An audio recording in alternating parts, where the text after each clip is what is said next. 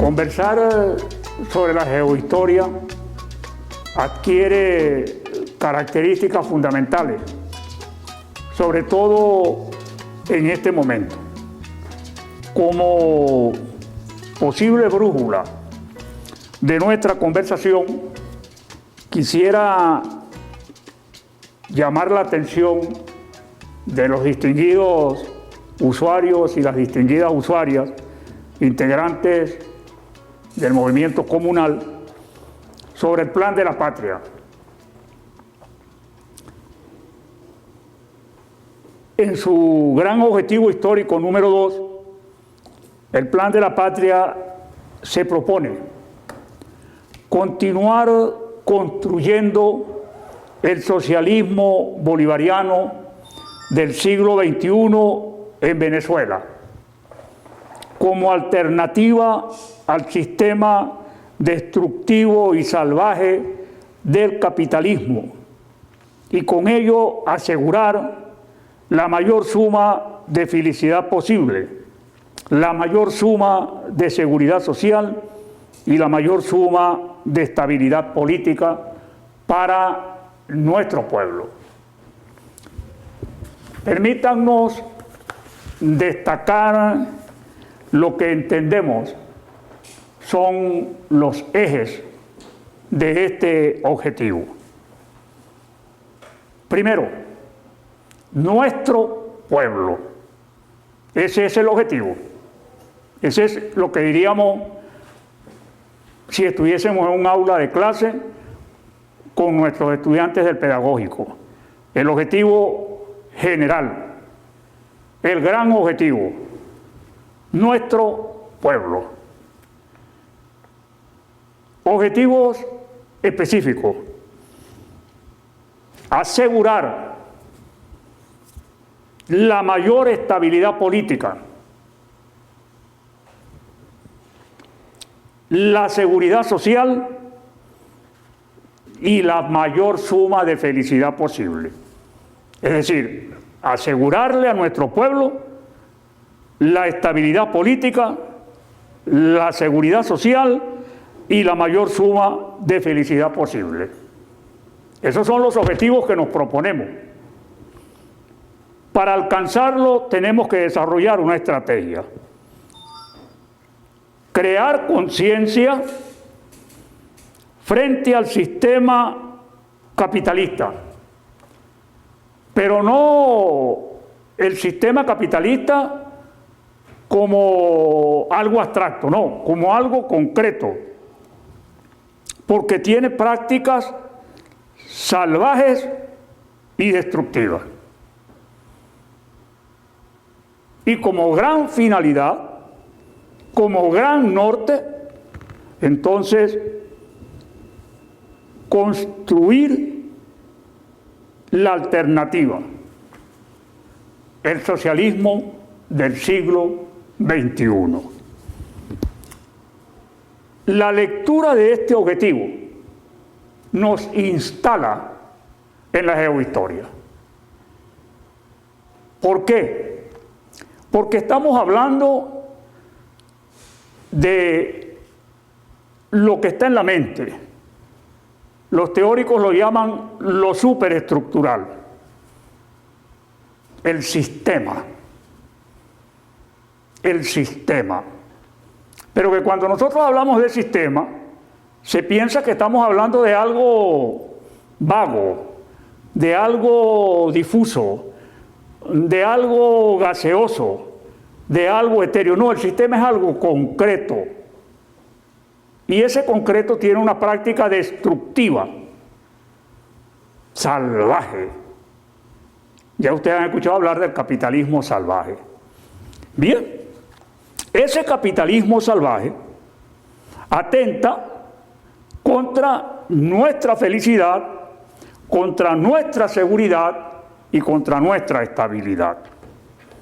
Todos ustedes saben que eso de esos tres propósitos los define el Libertador en el discurso de Angostura. Entonces, amigos, vamos a manejar algunas cosas de contenido y algunos ejemplos para hablar de la geohistoria. Porque este objetivo es fundamentalmente de carácter geohistórico. ¿Qué entendemos por geohistoria? Todos en la escuela, a cualquier nivel, hasta los niveles más elevados, estamos acostumbrados a hablar de geografía y hablar de historia. Cuando hablamos entonces de geografía, lo hacemos de una manera poco concreta. Y vamos desde los elementos menos tangibles, pero de realidades concretas, por ejemplo el clima, hasta los elementos más concretos y que de pronto nos parecieran que no son tangibles, por ejemplo, las relaciones económicas entre los espacios de producción, los de distribución y los de consumo. Pero eso lo manejamos con una serie de datos, de promedios, de índices, de estadísticas, de gráficos, de mapas. Pero cuando nosotros le planteamos eso a los estudiantes en el aula, eso para ellos es como abstracto. Porque así le pongamos ese mapa de Venezuela, ellos no lo ven en la práctica. Entonces hablamos de una teoría, de una geografía que es teórica, que es abstracta. Y cuando hablamos de historia, entonces hablamos de hechos, de acontecimientos, de procesos, de héroes, de instituciones, pero que tampoco son concretas. Porque, disculpen, cuando era más muchacho, porque algunos lo dudan, yo también fui muchacho hace mucho tiempo, pero fui. Siempre me preguntaba cuando escuchaba en las clases de historia, allá en el sur de Guayana, y nos hablaban de Piar, y nos llevaban a ver un busto de él, nos preguntábamos que cómo ese señor se bajaba de ahí para hacer lo que hace todo ser humano. Esa es la historia. Y decimos, por ejemplo, ahora que estamos celebrando los 200 años de Carabobo, como que si eso fuera algo puntual, como que si eso hubiera ocurrido de la noche a la mañana, como que si hubiese sido una serie casi de héroes mitológicos que se encontraron y que se dieron unos tiros y uno ganó y otro perdió, y no lo montamos en un proceso concreto y mucho menos lo relacionamos con el espacio donde ocurrió, y mucho menos lo conectamos con las razones que llevaron a esa campaña, a esa batalla, que de paso fue muy breve, con lo que vino después. Entonces la geohistoria, propuesta metodológica que mi maestro Ramón Tobar rescata a mediados de los años 60 del siglo pasado, desde las aulas del Instituto Pedagógico de Caracas, hoy en día integrado a la Universidad Pedagógica Experimental Libertador, UPEL, para decirnos que para ser profesor de geografía, y él era geógrafo, había que saber mucha historia, y no lo entendíamos. Pero después se nos complicó más el panorama porque nos dijo que para saber historia, y estudiábamos en el departamento de Geografía e Historia, que para trabajar con la historia había que manejar la geografía.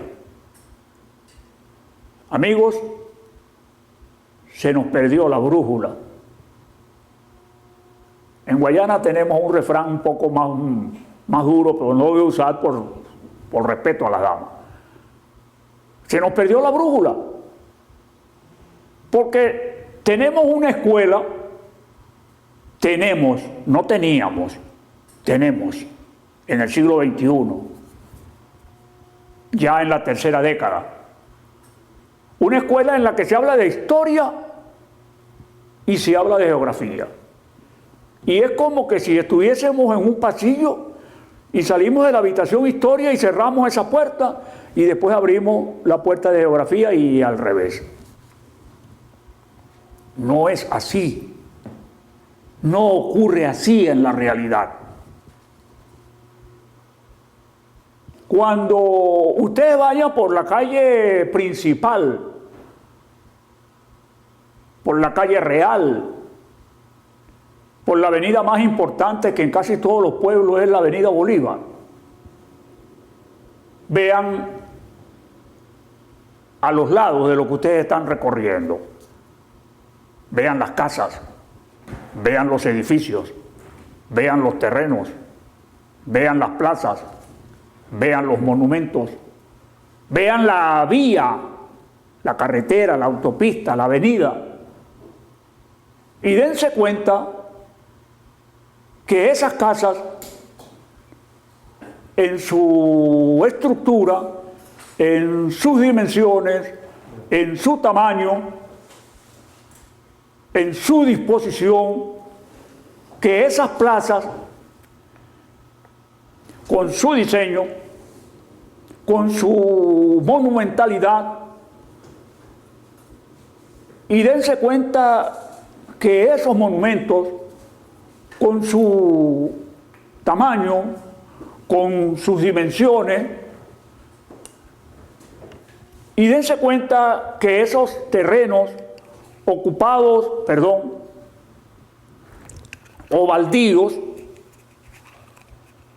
si todavía están en un uso agrícola o se dice propiedad privada, en venta, en definitiva, la avenida, la carretera, la calle que estamos recorriendo, sus dimensiones, sus carriles, sus calzadas, su trazado, todo eso, amigo, nos habla de un tiempo histórico. ¿Cuándo se hizo esa casa? ¿Cómo se hizo? ¿Para qué se hizo? ¿A quién pertenece? ¿Cuándo se trazó esa plaza? ¿Cuáles son sus dimensiones? ¿A qué héroe está consagrada? ¿Cómo explicar la mayor o menor monumentalidad?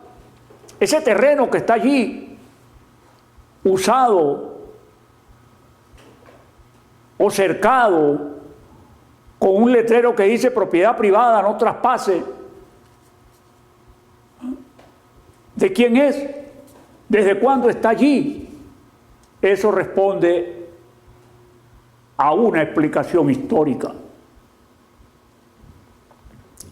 Y cuando ustedes escuchen a las personas mayores de su pueblo, de su barrio, de su comunidad, de su aldea, contar por qué la calle se llama así, por qué el barrio se llama así, por qué la localidad se llama así, los apellidos más comunes, cuándo llegaron, de dónde llegaron, por qué llegaron, por qué se asentaron allí y no en otra parte, de qué vivían, de qué viven, de qué vivirán. Ese cuento que le escuchamos a nuestros abuelos, a las personas mayores, esa historia local ocurre en un espacio y tiene una explicación espacial, porque el pueblo está allí y no está más arriba de la colina, o porque está más abajo, porque la calle pasa por allí. Eso tiene una explicación espacial. De eso era de lo que nos hablaba Ramón Tobar. Por eso él dice en algún momento, sí, el espacio es geográfico, pero es un producto histórico. El espacio es geográfico, pero es un producto histórico. Y allí, amigos, amigas, estamos dando parte de respuesta a lo que nos propone el plan de la patria en el gran objetivo histórico número 2. ¿Por qué tenemos un sistema depredador? ¿Por qué tenemos un sistema destructor? ¿Por qué tenemos un sistema salvaje? ¿Por qué ese sistema responde a un propósito? No es un curso de teoría política el que estamos dando, pero permítanme decirles, Carlos Marx lo dice en El Capital. El sistema ha sustituido todos los valores por el de la rentabilidad, por el de la ganancia. Es lo único que cuenta.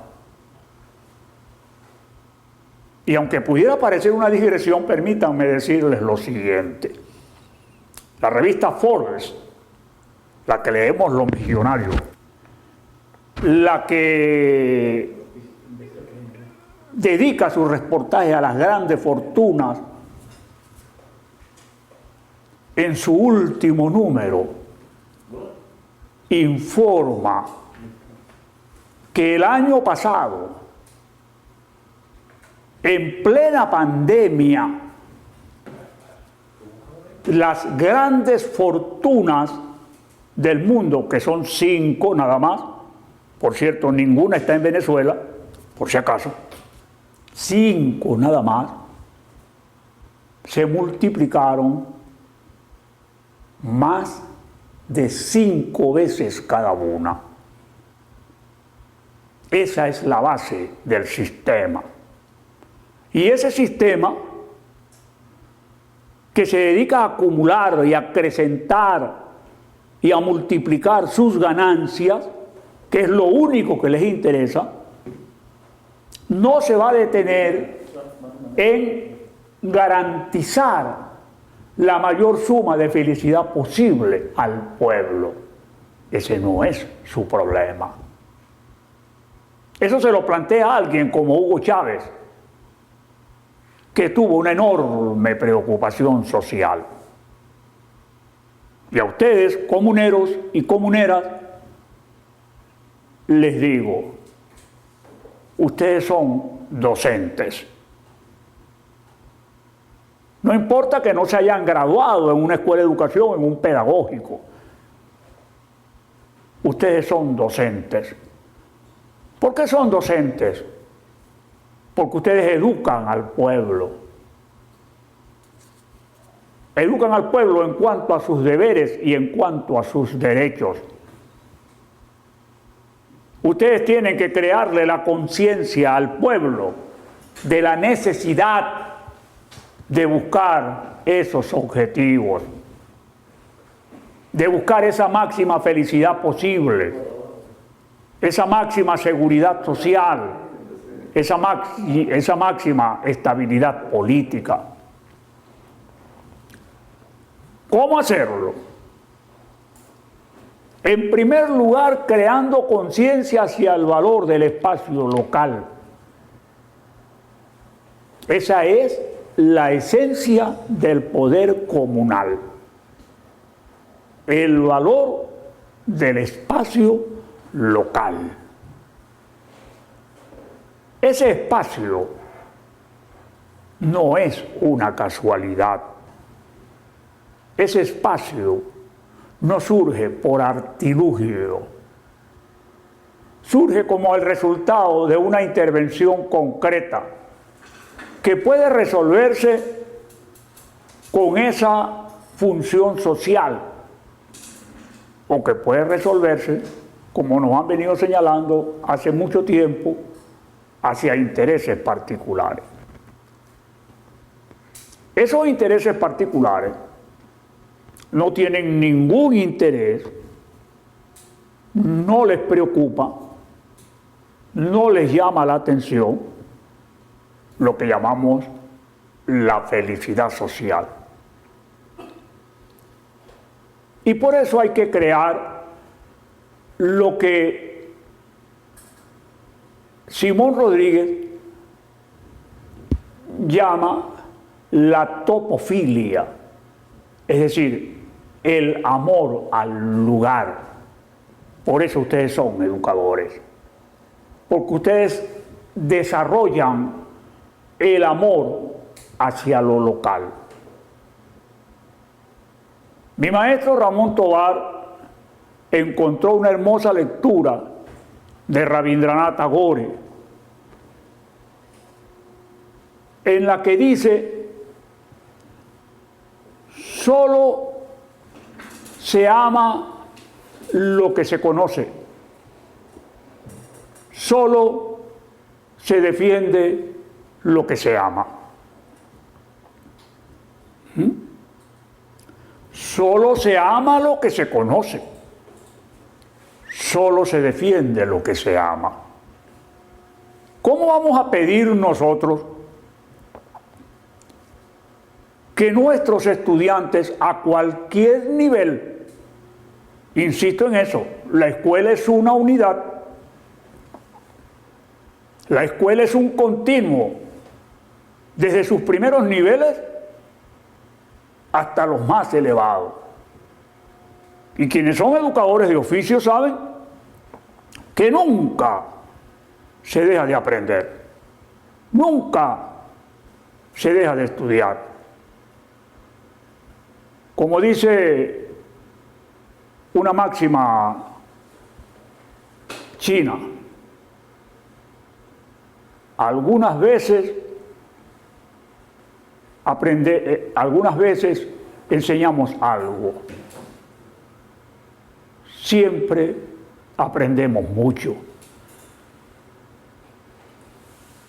Lo primero que tenemos que tener es la disposición de aprender. ¿Y quiénes son los primeros que nos pueden enseñar? Esos señores que nos cuentan cómo apareció el pueblo, de dónde vinieron los apellidos y esos ejemplos que poníamos hace rato.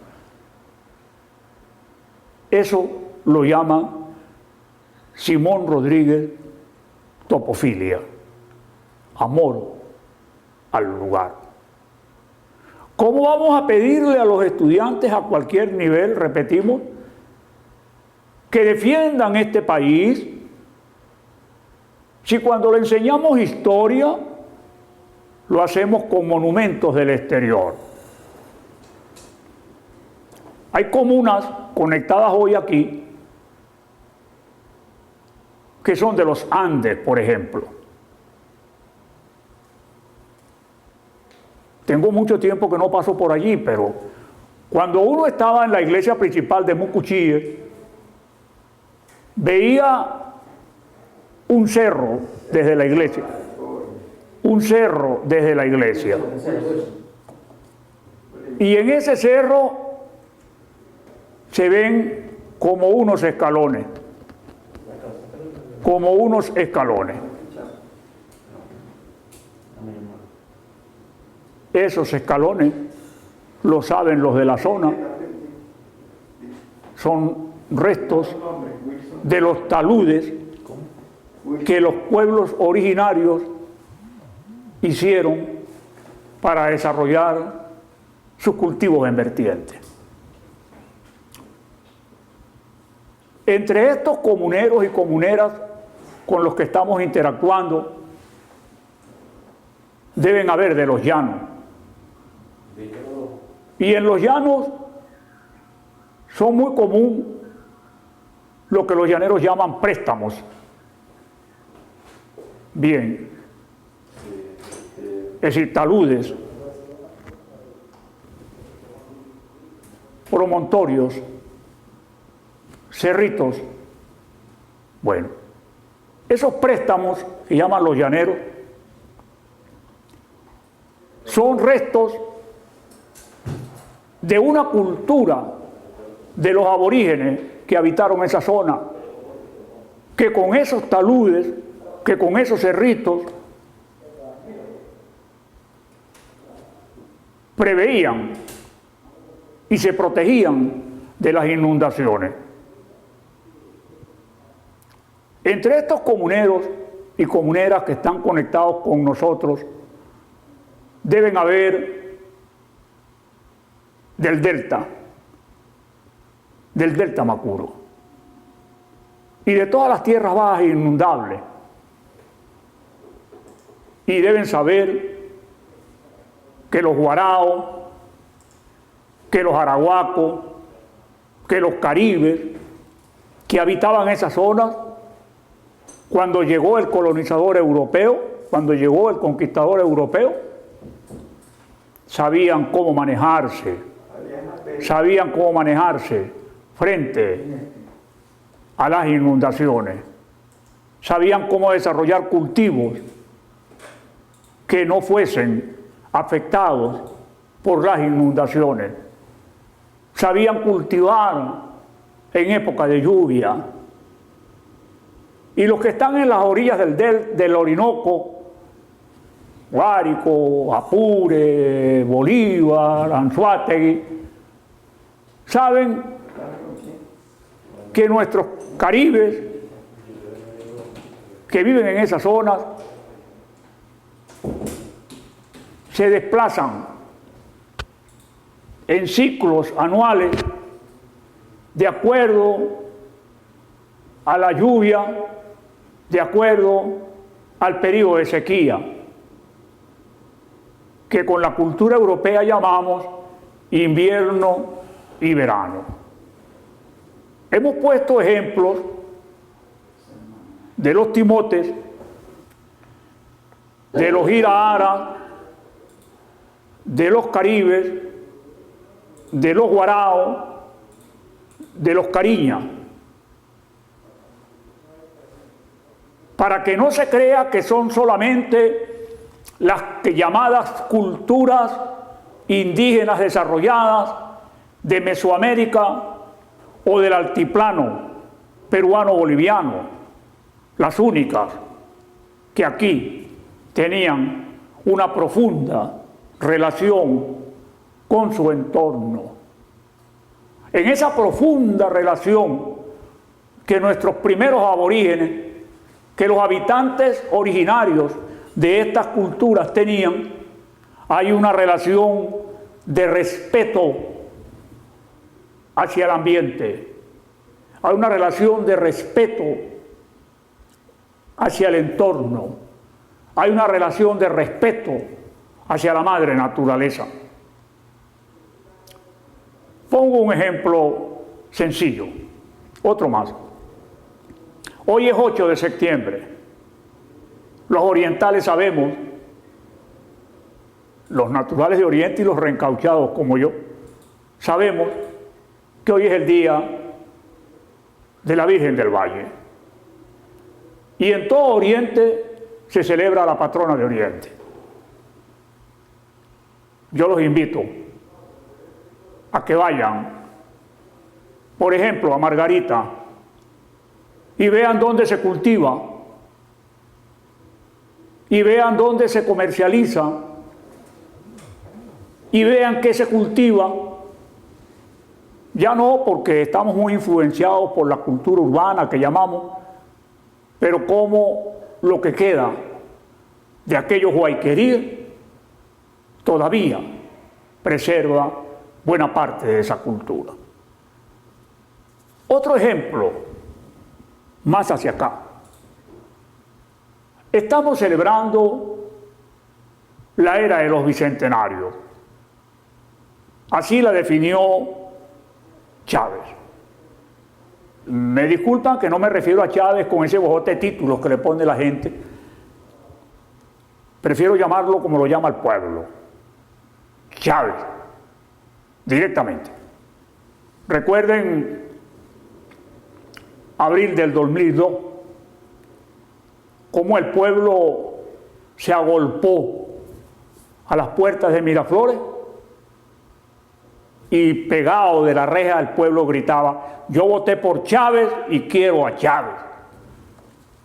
Allí no decían ningún otro título. Es un problema de cada quien, no me meto en eso. Chávez llama la atención sobre la raíz histórica de este pueblo, de este país, de este continente. Y a pesar de que hay por allí un son cubano que dice: qué alegría haber nacido aquí, y si hubiese nacido en otra parte pediría que me trajeran aquí. Los cultores populares, los cantantes, los poetas, los decimistas, los galeronistas, siempre exhiben un gran orgullo por este terruño. Pero de manera general, nuestra educación casi que nos hacía sentir vergüenza de haber nacido en este hermoso territorio. Un hermoso territorio que los europeos sí sabían lo que aquí había. Cuando uno, influenciado por esa cultura alóctona, extraña, extranjera que nos imponen desde las aulas, podíamos hacer turismo, a nadie se le ocurría ir, por ejemplo, al Cajón del Arauca, a ver los médanos del Capanapá. Pero sí íbamos a ver, con el perdón de ese pueblo que no tiene la culpa tampoco, sí íbamos a ver el desierto de Sahara y las pirámides. Cuando podíamos hacer turismo, a muy poco se le ocurría recorrer la autopista regional del centro, y cuando vamos sobre el viaducto de la Cabrera, que llamamos, voltear hacia el sur y ver unos túmulos que están allí, unos cerritos redondeados. A nadie se le ocurría eso. Pero sí vamos a ver la tumba de Napoleón. Tan tumba es lo que está en los Inválidos en París, como esos túmulos que están en el lado sur, cuando vamos hacia Valencia desde Caracas, quiero decir, o hacia la derecha, cuando venimos de Valencia hacia Caracas, porque esos son túmulos funerarios. Y esos llanos arenosos del Capanapá tienen el mismo origen del Sahara. Pero a nosotros no se nos ocurre eso.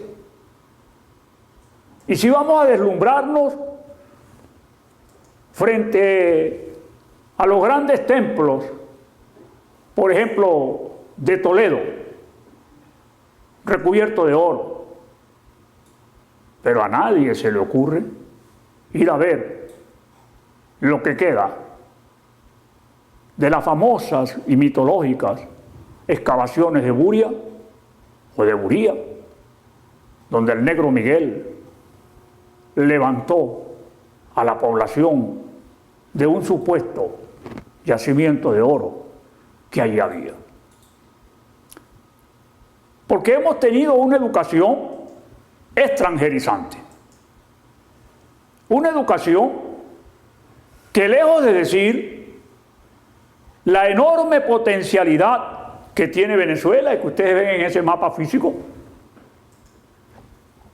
vean el color que domina, vean el color que domina, las tonalidades del verde. Basta ver la escala de referencia para darnos cuenta que son tierras bajas, a distintas alturas. tierras bajas, potencialmente agrícolas. Tierras bajas que casi no conocemos. Chávez nos llama la atención sobre la importancia de ese espacio cercano. Ese es el nuestro. Ese está a nuestro lado. Así como están las construcciones por las calles principales o no principales de nuestro pueblo. Ese es nuestro espacio. Conozcámoslo para que lo podamos amar. Y amémoslo para que lo podamos defender. Simón Rodríguez, en un escrito que hace en 1830, que lamentablemente el Libertador no conoció. El Libertador estaba ya en sus últimos pasos por este plano, por las inmediaciones del litoral caribeño, y Simón Rodríguez estaba hacia el sur, por Arequipa, por ahí. Y Simón Rodríguez escribe en 1830, cuando el credo antibolivariano estaba, como dice él mismo en su última proclama, conduciendo al Libertador a las puertas del sepulcro. Simón Rodríguez, escribe: el Libertador del Mediodía de América y sus compañeros de causa, de armas, defendidos por un compañero de la causa social. Búsquenlo. Les sugiero que lo busquen. Así como les estoy diciendo que por favor vean el mapa de Venezuela con atención. Busquen ese escrito de Simón Rodríguez. Lo pueden encontrar por internet. El Libertador del Mediodía de América y sus compañeros de armas, defendidos por un compañero de la causa social. Y léanlo. Y ustedes se van a sorprender del diagnóstico que hace Simón Rodríguez de quienes atacan al Libertador. Y saben de lo que se van a sorprender. Porque ustedes les quitan los nombres y las circunstancias específicas y pensarán que eso fue escrito por quienes ayer salieron con cara de borregos por los medios de comunicación declarando desde México a nombre de la libertad en la mesa de diálogo. Léanlo. Un ejemplo. Simón Rodríguez hace un retrato de ellos y hay un momento en el que dice: y los más comprometidos van a los otros países a representar el más triste papel. Por favor, 1830. 1830 está Simón Rodríguez diciendo eso. Y los más comprometidos van al exterior a hacer el más triste papel. Y ayer salen estos con su cara de borrego. Borrego por lo de arrepentido, con el perdón de los borregos, a decir que se impone una relación armónica y que deben revisarse las condiciones en las que está el pueblo venezolano. Es como cuando decimos que Carabobo, los 45 minutos según el Libertador que duró la batalla, o las 3 horas según el comandante realista que duró, es el centro. Es decir, esas condiciones que está viviendo el pueblo surgieron por obra y gracia del sombrero de un mago. La media hora, los 45 minutos, las 3 horas que duró la batalla de Carabobo, surgió del sombrero de un mago. No, no es verdad. Eso es producto de un proceso histórico y tiene una concreción espacial, y así debemos verlo. Y quien quiera ver las sanciones y el estado que está viviendo el país y las terribles condiciones que estamos atravesando los venezolanos que estamos aquí, no puede decir 8 de septiembre, como que si no hubiese habido un 7 y como que si no fuese a haber un 9. Y 2021 como que si no hubiese habido un 2020 y como que si no fuese a suceder un 2022. Ese es el proceso. Y ese proceso tiene connotaciones temporales y connotaciones espaciales. Esa es la geohistoria. Entonces, si ustedes me permiten, ese Chávez que nos llama la atención sobre la importancia de nuestro espacio local, ese Chávez pedagogo, Lida Turner Martí, una brillante profesora cubana, desarrolla una teoría que llama la pedagogía de la ternura. Y esa es la que desarrolla Chávez. Solo se necesita tener un gran amor por su pueblo, por ese pueblo que nunca él olvidó. Por eso constantemente decía que vendía dulces con una bandeja azafate, llamamos en Guayana, sobre la cabeza, vendiendo los dulces de Mama Rosa, araña de piña para las niñas, con miel de abeja para las viejas. En esa connotación del Chávez arañero está la reidentificación con el espacio local. Y cuando se refería a la gran mata que estaba en el patio, y cuando se refería a los pozos del río que pasa por Sabaneta, o las partidas de béisbol sabanero que jugaban él y sus compañeros, está la identificación con su raíz, con su entorno. Ese Chávez que nunca se olvidó de su pueblo, de sus raíces, de sus orígenes, entiende que ese pueblo, de donde él viene y al que él se pertenece, necesita que se le garanticen esos tres objetivos que señalamos en el objetivo histórico, el gran objetivo histórico número 2 del Plan de la Patria. Eso es lo que se propone la geohistoria. Y Chávez nos hace entender que nuestra historia no surge de la nada, que no estamos como hoy porque a alguien se le ocurrió esta mañana. No es verdad. Por eso con mucho respeto, yo difiero de quienes insisten en que lo que estamos viviendo actualmente empezó en el 2013. No, no es verdad. Perdón. Podemos buscar las raíces desde hace unos 500 años. Cuando irrumpió el europeo con su sistema de propiedad que aquí no había. Sistema de propiedad sobre la tierra, sobre los cultivos, sobre los animales, sobre los productos.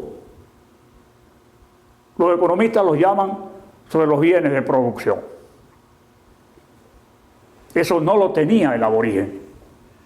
Ese aborigen que se mueve de las márgenes del Orinoco hacia las tierras altas cuando vienen las lluvias porque viene el aniego,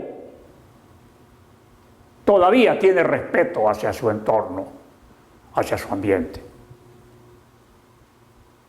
Y así como él se retira cuando llegan las aguas a los puntos altos, en la medida que va terminando el aniego y viene el secano, él va bajando y con una coa, con una vara, con una punta, empieza a soltar semillas en las tierras que va dejando húmedas el río que se retira. Y ya no necesita echarle abono porque el río se ha encargado de fertilizar esos terrenos. Entonces nosotros que no entendemos eso, decimos que el indio es flojo. No, el indio tiene conciencia de su entorno y por eso lo respetaba. Y por eso lo respeta. El europeo viene de una Europa dividida, de una Europa empobrecida, de una Europa dividida, de una Europa arruinada, por siglos de guerras entre ellos. Y viene a esta tierra feraz a imponer sus instituciones que ni siquiera sabía de dónde surgían. Porque el que se hacía matar por el señor feudal o el que se hacía matar en las cruzadas no sabía ni por qué estaba muriendo. Eso no lo estamos inventando nosotros. Mientras que el Caribe, que salía a pelear con los cumanagotos, salía para obtener un mayor espacio de producción o para obtener un mejor terreno para brindarle sus cultos al dios Sol. ¿Y cuál es la religión que no se ha impuesto sobre el modelo violento? Entonces viene el europeo con una sociedad que valoriza la propiedad privada. Y sobre esa propiedad privada se articulan las clases, que tampoco existían clases aquí. Los aborígenes se organizaban de acuerdo al periodo que estuvieran viviendo, de paz o de guerra. Y allí la mujer era protegida, defendida. La madre tierra lo dice todo, la Pachamama lo dice todo. Y los niños eran protegidos porque eran los futuros guerreros.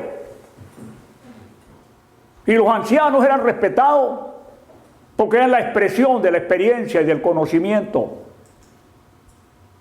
No habían clases, no había propiedad, no había Estado. Estados que en esa Europa que llega están empezando a surgir los estados modernos, porque ninguno de los que conocemos, llámenlo como lo llamen, existía. España no existía, ni Alemania, ni Francia, ni Gran Bretaña, mucho menos los Estados Unidos. Podemos venir desde allí. Eso del origen de la propiedad privada, la familia, la propiedad privada y el Estado, eso no es una fórmula etérea. Eso responde a unas cosas con un estudio concreto. Y viene el europeo, impone su cultura de violencia, de guerra, de muerte. Los que han ido a Cuba conocen la cerveza Atuey. Averigüen el origen de Atuey, el nombre. Los que han ido a Puerto Rico saben que la llaman Borinquen, o a República Dominicana que la llaman Quisqueya. Averigüemos el origen de esos nombres. Averigüemos por qué decimos Tuy o Tocuyo, y veamos la diferencia entre Tuy, Tocuyo, Quisqueya, Borinquen, Atuey, con por ejemplo Valencia, Barcelona, para no decir Tucutunemo, para no decir Tácata. Allí están las toponimias, los nombres que hablan de la historia. De esa historia que se han empeñado en desconocernos. ¿Y qué es Tuy? ¿Y qué es Tocuyo? Son aguas conectadas con las estrellas, con los dioses. ¿Y qué es Quisqueya? Una deidad aborigen. ¿Y quién es Borinquen? Un rey mitológico. ¿Y quién es Atuey? Un comandante aborigen de la resistencia antiespañola. Y cuando vamos más al norte encontramos Dakota, o Delaware, o Mississippi. Esos nombres tienen raíz aborigen, porque es América como toda. Es América que Humboldt llamó el continente de la esperanza. Veámoslo. ¿Somos o no somos el continente de la esperanza? Vean cómo está el mundo y vean cómo está América con todas sus complejidades. Nos han enseñado a hablar de una primera guerra y de una segunda guerra mundial. Eso no es verdad. Gramsci llama carnicería entre los imperios. Eso fue lo que hubo. Fueron los decadentes imperios de Europa que se enfrentaron, como lo venían haciendo desde hacía siglos, y se destruyeron entre ellos, y permitieron que surgiera y se consolidara un imperio que venía en condiciones emergentes desde su primer momento. Y entonces tenemos la dictadura del dólar y el mundo trazado por Bretton Woods, que está haciendo aguas, y que los primeros que no lo entienden ni lo quieren aceptar son ellos mismos. Vean la enorme decadencia interna, la crisis moral, la crisis de valores, no de valores burgueses y victorianos, de quienes tenemos una conducta a la luz del día y una conducta en las habitaciones cerradas o después que cae la noche. No, es la moral revolucionaria que nos permite decir que no hubo una guerra mundial. No lo digo yo, lo dice Nerú, el Pandi Nerú, Jawaharlal Nerú, el mayor alumno del Gandhi. Y dice, Gran Bretaña fue a una guerra que no nos interesaba y nos involucró sin pedirnos opinión. Y entonces India participó de esa guerra, que era británica contra Alemania. Lo dice Nerú. Y Lenin dice, cuando habla al ejército famélico, que se estaba muriendo de necesidades y enfermedades en 1917, esa guerra no es nuestra. Y tenía que decirlo así porque cuando los soldados iban al frente de batalla, en lugar de darle armamento, vitualla, abastecimiento, lo que en Guayana llamamos su por si acaso, su bastimento, lo que le hacían era enseñarle una foto del rey para que se arrodillaran y ofrecieran su vida a nombre del zar. Entonces esa guerra. Por allí tenemos entonces cuando decimos los nombres, la topofilia, que nos hacen decir cosas que no responden a un análisis concreto, como lo de las guerras mundiales. Tenemos que decir que estamos obligados a rescatar nuestro propio lenguaje, nuestro propio idioma, y no hablar de acuerdo con los preceptos que nos han impuesto. ¿Cuál es el idioma que hablamos en la mayor parte de América Latina? El castellano. ¿Y qué es el castellano? La lengua que Castilla le impuso en primer lugar a las otras provincias, a los otros reinos, a los otros feudos. Castilla se impuso sobre Aragón, sobre Galicia, sobre Asturias, sobre Cataluña, sobre las provincias vascas, y les impuso el idioma, el castellano. Y así ocurrió con el inglés del sureste de las Islas Británicas, que se impuso sobre el resto de las islas, sobre Gales, sobre Irlanda, sobre Escocia. Y entonces nosotros decimos los ingleses. No, no son los ingleses, son los británicos. Bien, pudiera seguir poniendo ejemplos.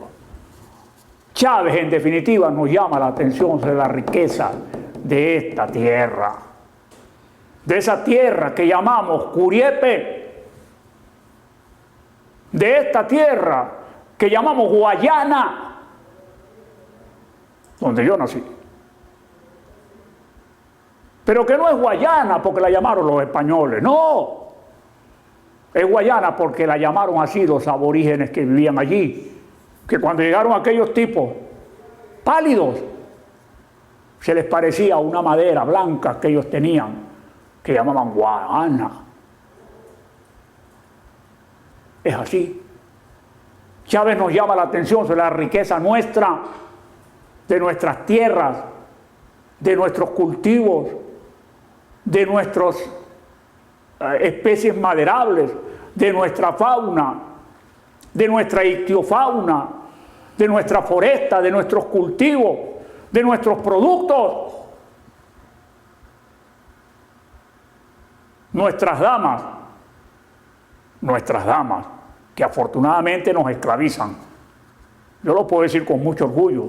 Soy hijo, hermano, esposo, abuelo, tío de damas que a Dios gracias me esclavizan. Y soy un feliz esclavo. Nuestras damas que nos esclavizan, cuando se colocan sus esencias, esos perfúmenes, diría Mejía Godoy, el famoso cantor centroamericano, son tus perfúmenes, mujer. Esos perfúmenes que nos obnubilan, que nos enloquecen. Se olvidan que esa esencia, ellas no lo tienen por qué saber, que esa esencia les llegó a ellas, porque en París consiguieron la manera de procesar una semilla salvaje del sur, del Orinoco, que se llama la sarrapia, que da un fijador, una esencia que fija aromas y componentes básicos, y esa es la base de la industria de la perfumería, por ejemplo. Pero nos crean la conciencia de la prescripción de los medicamentos. Y entonces cuando tenemos un dolor de estómago tenemos que tomar bucapina. Pero tenemos que fijarnos en la fecha de expiración. Cuando la piña, que es la base de eso, no tiene fecha de expiración. Nos han ido creando, en definitiva, una cultura artificial divorciada de la realidad, divorciada de lo concreto, que no nos permite reaccionar.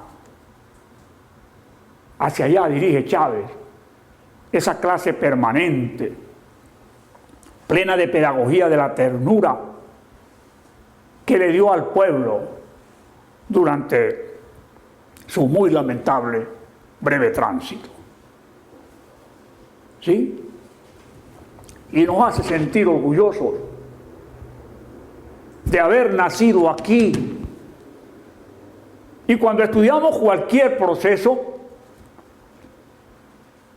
cuando estudiamos cualquier hecho, cualquier personaje, cualquier institución, podemos explicar que ese hecho, que ese personaje, que esa institución forma parte de un proceso histórico. Lo que pasa es que nos llama la atención sobre lo puntual. El arco minero, están destruyendo el arco minero. Yo quisiera preguntarle a los amigos de Guayana, ¿desde cuándo son las prácticas irracionales sobre los potenciales yacimientos de oro o de diamante al sur de Venezuela? Y cuando por primera vez se quiere poner bajo una administración racional el uso de esos recursos, entonces quienes han pasado toda una vida sin decir nada frente a eso, frente a esa explotación irracional, pregúntenselo a los habitantes del Callao, para que les pongan ejemplos de no sé cuántos caseríos abandonados, de no sé cuántas bullas, como llaman allá, donde se corre el rumor de que apareció una veta. Hay una bulla en tal parte. Caseríos abandonados. Pero nos gustan mucho las películas del oeste y decimos los Ghost Town de Marcial Lafuente Estefanía. Ghost Town tenemos en el sur del país. Costa aún es el Potosí que agotaron los europeos. O los centenares de campos abandonados que la explotación petrolera dejó en la cuenca centro-occidental o en la cuenca oriental. Pregúntense los habitantes del sur de Monagas, o del sur de Anzoátegui, o del centro-sur de Guárico. La cantidad de campamentos abandonados que dejaron las transnacionales de petróleo. Esos son Gostán. Algunos, como San Tomé, o Campo Rojo, o Santa Rosa, se lograron integrar a los pueblos cercanos, el Tigre, Anaco, Santa Rosa misma. Los otros no. Los otros no. Entonces es una cultura artificial, es una cultura de la explotación, es una cultura del beneficio, es una cultura de acumular rentabilidad, es una cultura de ser avaro frente a la ganancia. Esas 5 familias que Forbes tienen su último número. Bien. Entonces, para crear el mayor estado de felicidad posible, esa felicidad tiene que tener connotación humana y esa no la va a entender nunca el capital. Esa no la van a entender nunca las 5 grandes familias, ni sus subalternos, como los que se llaman ricos en Venezuela. Por eso nosotros discrepamos, me disculpan, de quienes hablan de la oligarquía. Aquí no hay oligarquía, señores. En Venezuela no hay oligarquía. Oligarquía hay en Colombia, donde usted agarra cualquier apellido de los que están en primera plana en el mundo político y usted lo puede rastrear hasta la colonia. Pero los va rastreando hasta la colonia y le va encontrando que tienen propiedades, que tienen tierras, que tienen cultivos, que tienen dinero desde aquel momento.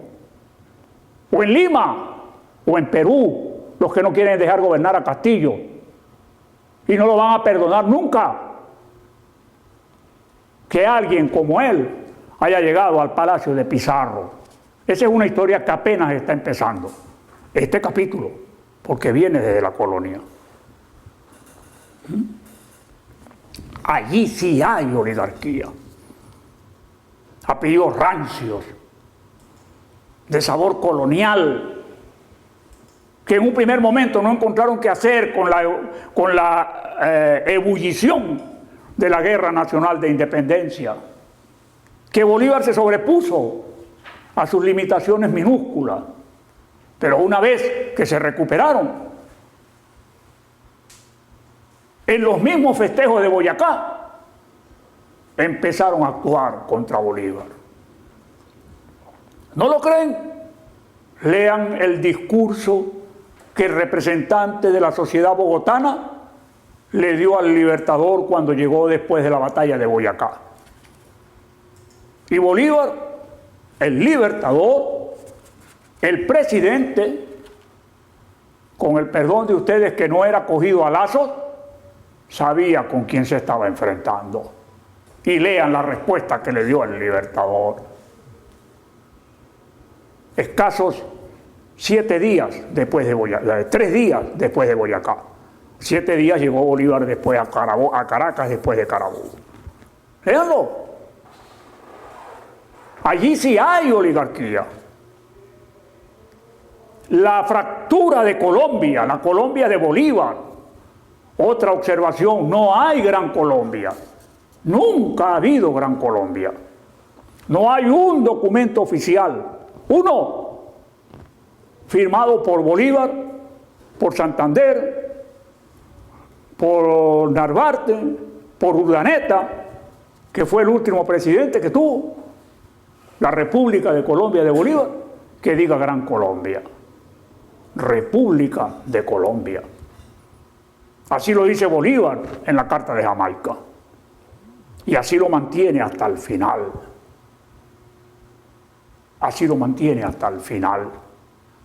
con esa visión que expresa en el manifiesto de Cartagena. La Nueva Granada ha visto sucumbir a Venezuela.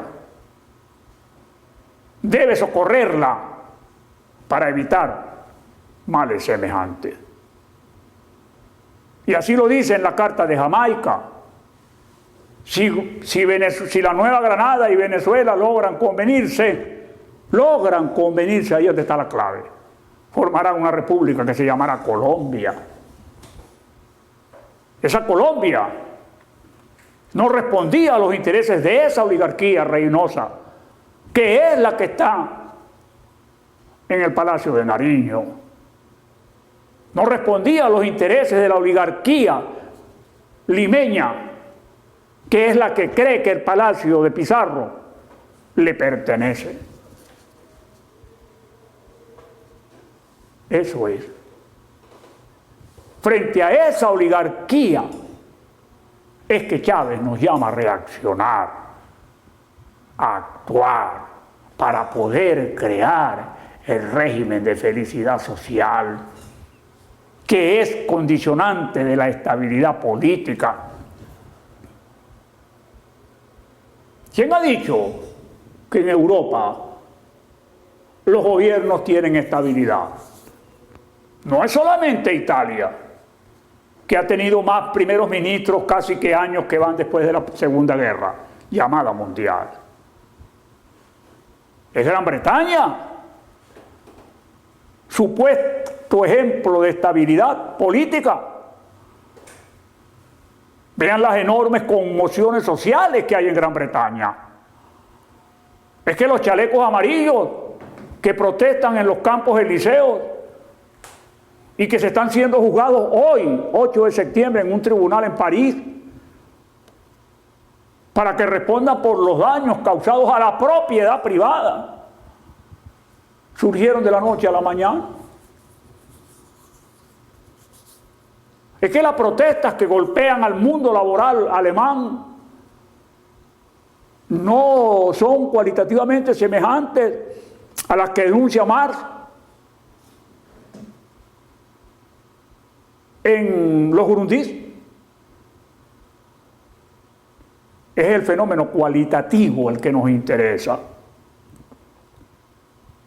Y entonces Chávez rescata ese orgullo de sentir lo nuestro, de amarlo para poderlo defender. Ayer, en las reuniones, en las mesas de diálogo en México, al lado de buscar mejorar las condiciones del pueblo, que dijeron estos borregos conectados con una enorme espiritualidad que no sé de dónde le salió, al vocero de ellos, por ejemplo, me llamaba mucho la atención la cara que ponía al declarar. Se logra un segundo objetivo que la gente está criticando: convertir el reclamo del Esequibo en una bandera nacional. Eso no es cualquier cosa. Es el reclamo de casi 150.000 kilómetros que Gran Bretaña, según Prévost, nunca ha podido demostrar que le pertenecen. Nunca. Y nunca lo va a poder demostrar porque no tiene cómo demostrarlo. Los falsos mapas de Schomburg no son sólidamente más contundentes que, por ejemplo, los de Walter Raleigh, que en 1591 empezó su peregrinaje por estas tierras a nombre de su majestad inglesa. Están allí. Y no es un problema del siglo XVI, porque la llamada Corte Internacional de Justicia fijó para enero de este año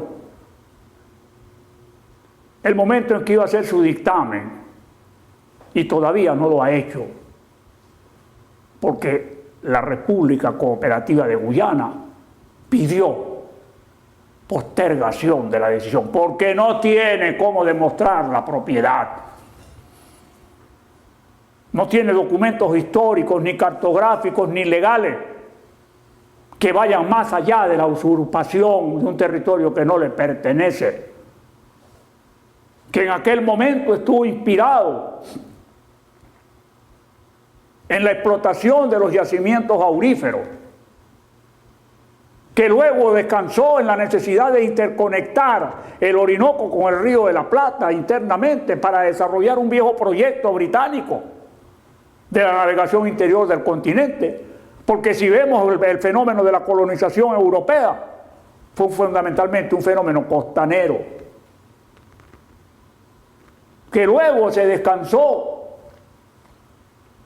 en la explotación del gas y del petróleo, y ahora está en lo que llaman los nuevos metales, el coltan y las tierras raras.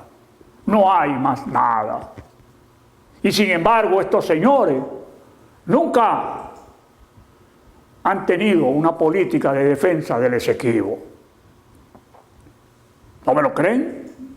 Revisen la prensa del año 68-69 y se encontrarán con la rebelión de Rupununi y vean qué ocurrió y a dónde fueron a parar los Hart, que fueron los grandes líderes de esa reacción de un pueblo abandonado por las cúpulas de Yorktown,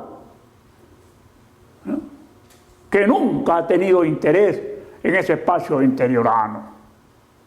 Los guayaneses sabemos cómo nuestras localidades, Tumeremo, El Callao, El Dorado, San Félix, Puerto Ordaz, ahora lo llaman Ciudad Guayana, sobre todo, han sido polos de atracción de esa población excluida por los centros de poder que están en la capital de la República Cooperativa de Guyana ahora y antes de la Guayana británica.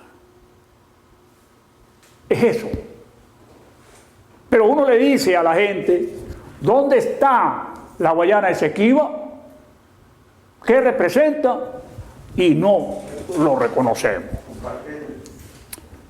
Por eso valorizamos esta elaboración del Instituto Geográfico Simón Bolívar, porque lejos de presentar el Esequibo como una franja blanca con unas rayas que indican que es un terreno en reclamación, lo presenta como lo que realmente es, la prolongación natural del sur.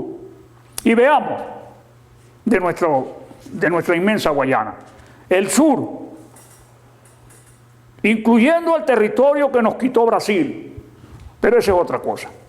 El sur es la prolongación natural de la Amazonia. El centro es la prolongación de nuestro macizo guayanés.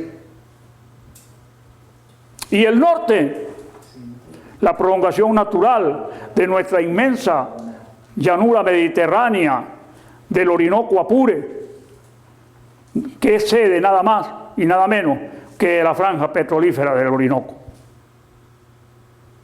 Y que es donde, fundamentalmente, por la prolongación arbitraria de la plataforma continental y la zona marítima contigua, la ExxonMobil, que es quien maneja Yorktown, está queriendo hacer lo que le provoca.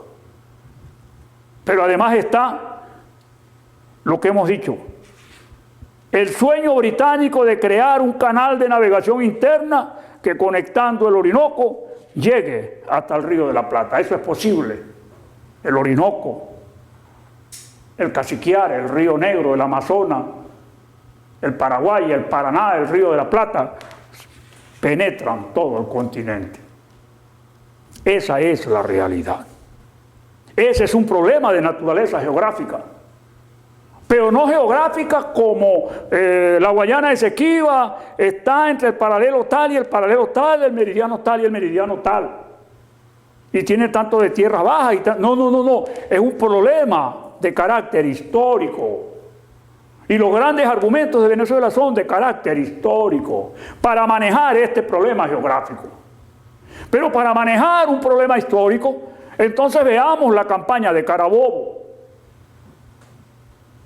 La campaña de Carabobo no es un hecho aislado del 24 de junio de 1821.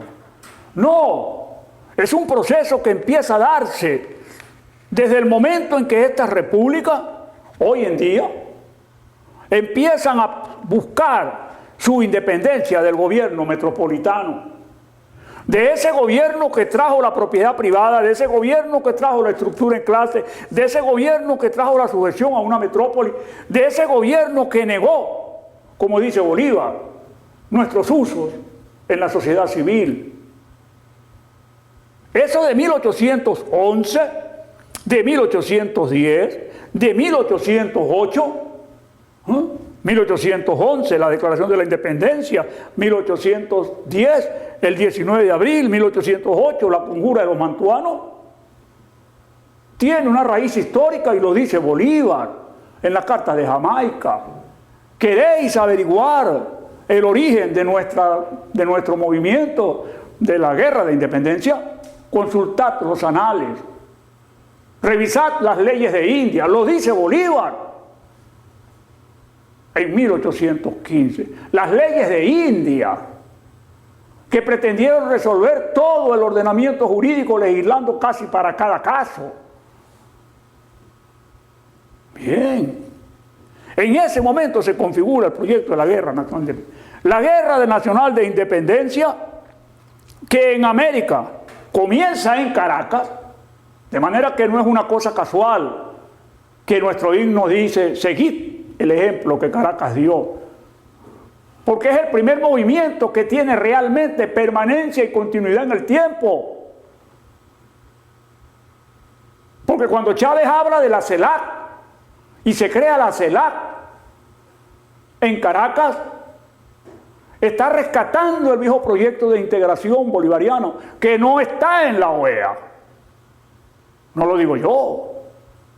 Busquen el discurso del presidente Manuel López Obrador con ocasión del 238 aniversario del nacimiento del Libertador. Busquen en ese mismo acto las hermosas palabras de Isabel Allende. Búsquenlo, están en internet y ustedes se deleitarán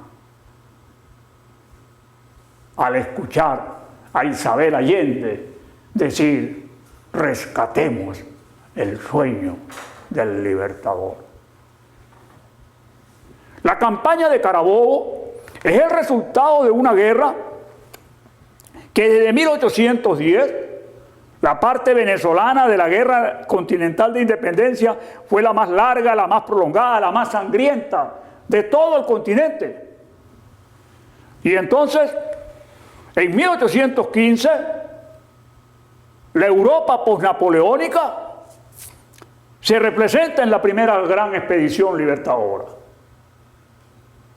Y empieza lo que podemos llamar los prolegómenos del combate final. 1815, el sitio de Cartagena, la masacre de Cartagena, el avance de las tropas españolas por el reino, por el virreinato de la Nueva Granada hacia Venezuela, el repliegue de los patriotas, la derrota de los patriotas. Pero Bolívar había dicho en Carúpano, en 1814, en el manifiesto de Carúpano, un documento que recomendamos que se lea con calma: vuestros hermanos han derrotado, han derramado vuestra sangre y os han violado vuestros hogares y os han condenado al exilio. Vuestros hermanos. Recuerden lo que dijimos de Simón Rodríguez. Recuerden lo que dijimos de Bolívar en su última proclama.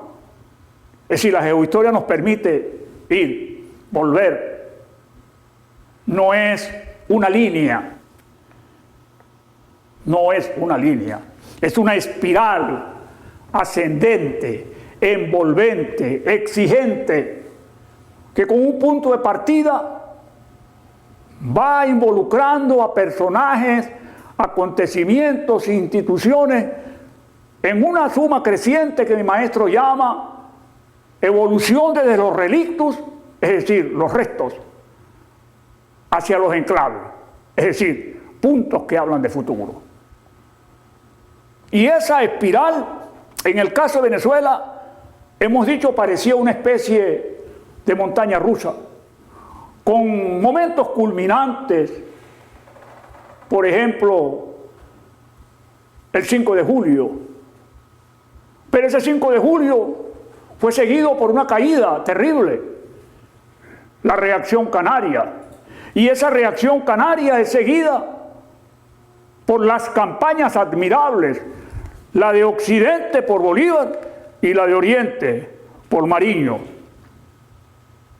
Y ambas acciones conducen a la liberación de Venezuela, salvo el sur. Y nace la Segunda República. Ese es otro momento fulgurante. Pero la Segunda República da lugar a una caída terrible, con la insurgencia de los llaneros, que acaudillados por el asturiano buscaban reconquistar las tierras y las propiedades. Y hay un documento que dicen que fue una proclama oral del asturiano que le dice lo que ellos tienen. ¿Quiénes son ellos? Los blancos mantuanos, los dueños de tierra, los dueños de esclavos. Pensemos en la sociedad del siglo XIX. Les pertenece. ¿Y quiénes son esos les? Los negros, los indios, los esclavos, los libertos, los fugados, que son los que forman esa contingencia social. Y eso explica lo que se llama el terrible año 14 y hechos tan dolorosos como la emigración a Oriente.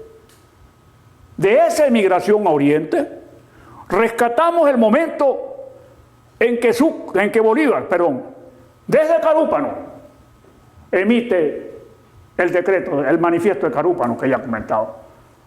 Para nosotros, ese manifiesto es la manifestación de la conciencia social que se había formado en Bolívar. No es cualquier cosa. Bolívar nació. Bolívar. Nos dicen el 24 de julio nació el Libertador. No nació el Libertador. Nació un niño llamado Simón José Antonio de la Santísima Trinidad Bolívar y Palacios y Puente. Ese niño con el tiempo va a ser el Libertador. Pero todavía es el Libertador en el año 13 y no tenía plena conciencia social. En el año 14, en Carúpano sí demuestra tener conciencia social. Y entiende que sin la base social, sin la base popular, no iba a haber independencia. Por eso, más la influencia de Petión, vendrá luego y dará en el mismo Carúpano la libertad a los esclavos. 1816. Es bueno destacar que ese libertador que está diciendo tener conciencia social, que había sido reforzada por el ejemplo y el condicionamiento de Petión, todavía en 1816 tenía esclavos. Esclavos que 8 años antes estuvo defendiendo casi hasta por la vía de las armas. Ese Bolívar había nacido a menos de 400 pasos de la Plaza Mayor. Eso en la sociedad colonial significaba importancia. Eso en la sociedad colonial significaba prestancia. Eso en la sociedad colonial significaba poder. Eso en la sociedad colonial significaba prestigio social. Ese Bolívar, que es capaz de enfrentarse a su amada hermana María Antonia, que lo llama el loco, su hermana que lo adoró, y a quien él adoró, lo llama el loco. Bien. A partir de 1814, con las invasiones desde Los Cayos una, Yacmer la otra, empieza en el 16 Nueva Esparta, la batalla de los frailes, la reconquista, de alguna manera empieza el ascenso definitivo. Y en el año 17 se da la campaña de Guayana. La campaña de Guayana, que no es verdad que a Chávez se le ocurrió lo de no. Guayana, a pesar de lo que nos dicen, estuvo incorporada a la Guerra Nacional de Independencia en 1811.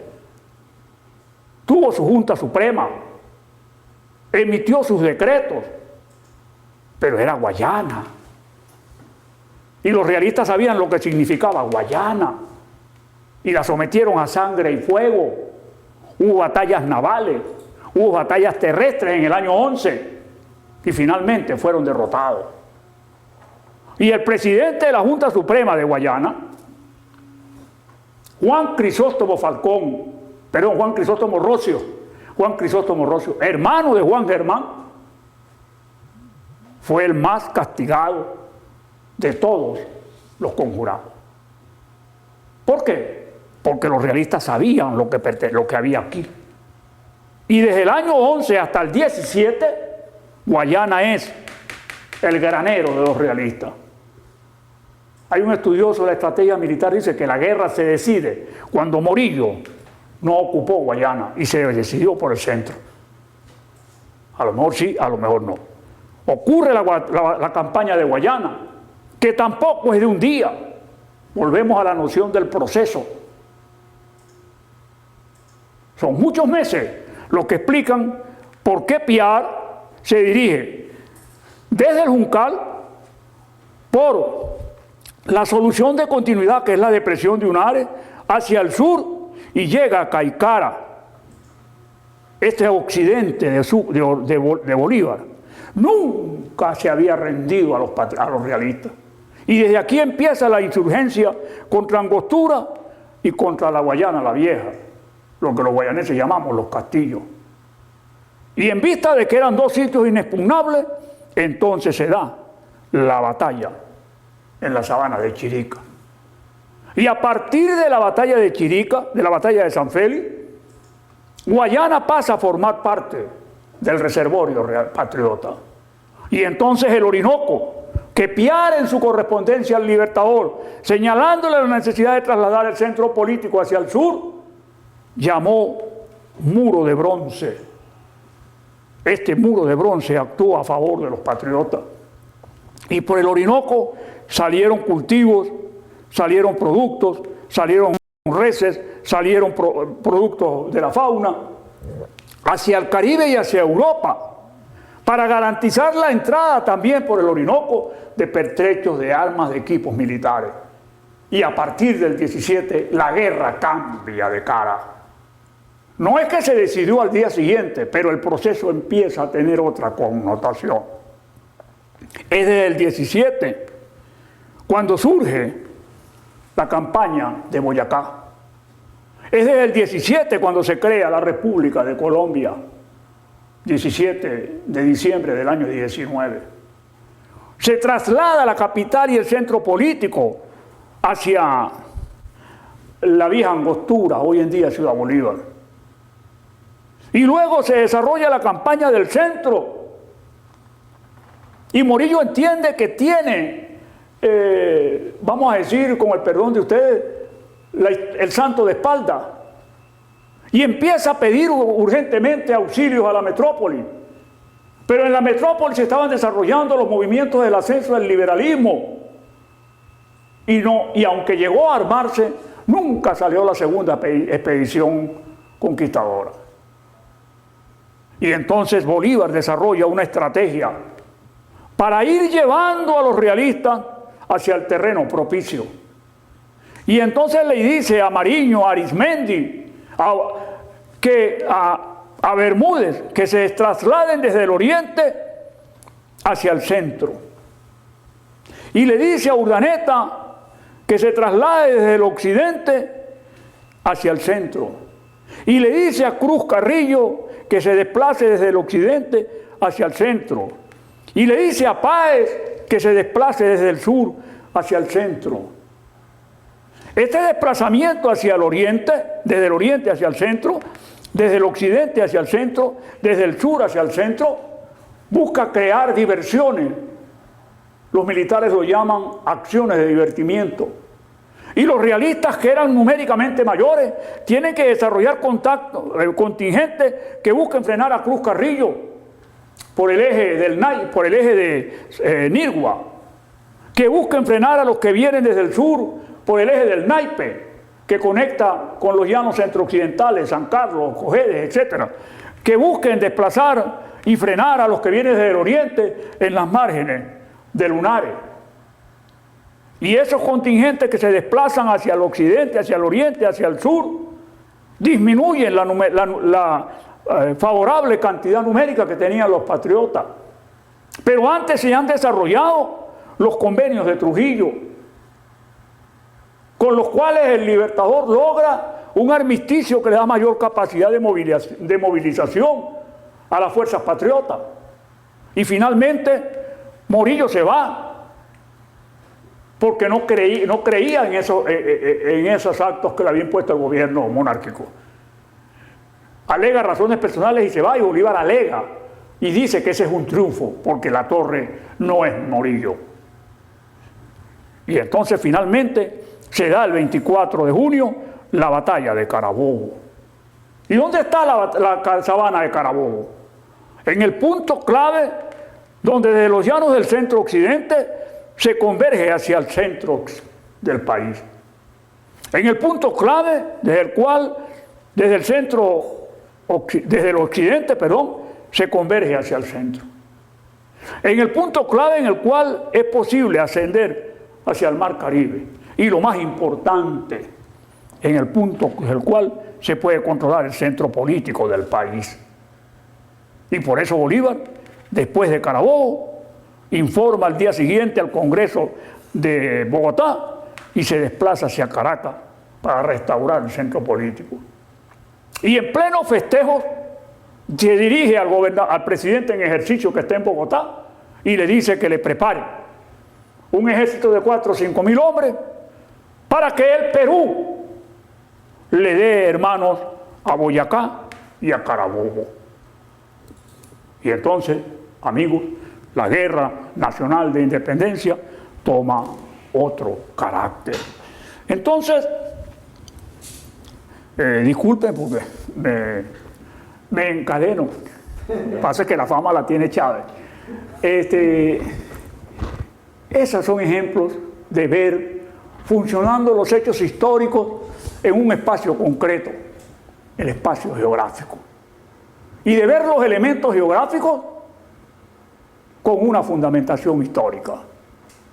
Eso es la geohistoria.